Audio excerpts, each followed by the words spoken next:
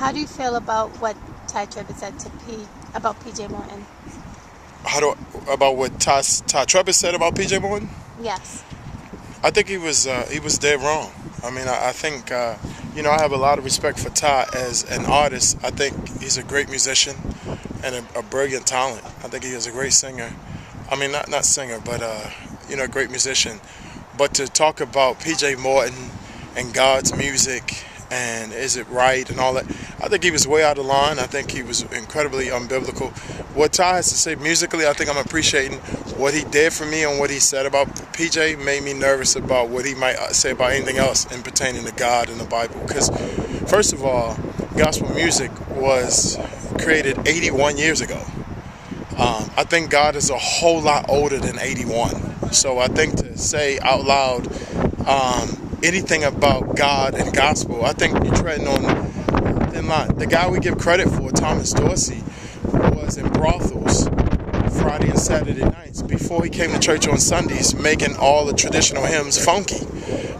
Brothels is like being a DJ at strip clubs. So some of these places this guy played at was cool. And then some place, can you imagine somebody been playing at a strip club on Friday or Saturday night and then come on Sunday and playing? So this is the guy that we attribute to allegedly starting gospel music. So to say that if you're not singing gospel music, you playing around or any of that stuff that Ty was saying, I think anybody who says that is unbiblical, really immature and lazy. I think any music that represents the gospel, it's 122,000 verses. I think any music that represents the things that are important to God is God's music. Whether it's love, or politics, racism, how you treat your wife, how you treat a friend, that's godly. And I think with PJ Morton, the music he was writing, I hear God in it. I hear about how to love a woman, how to treat a woman. If it's something that PJ's talking about that's not divine and not biblical, then don't listen to it. But if PJ's talking about loving somebody, building a relationship that'll last forever, getting to know you, being nervous in love, that's divine, that's natural. God is good, God is great, God is wonderful, it's true. But God is a whole lot more than that. The number one mentioned word in the Bible, other than God and Lord, is love. 14,336 times. So I think if PJ is talking about writing about love and how to love somebody effectively, the greatest command of all times is to love God with all your heart. And this is the God that, in terms of the universe, bullet, I'm just go scientific on you. A bullet is a light year. I mean, a light year is a bullet going around the earth 3 times before you blink.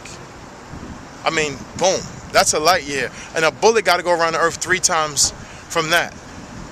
The universe expands 188,000 light years per second. And the God that created that said the most important thing in the world to do is to love me with all your heart. And the second is just like the first, is to love other people like you love yourself.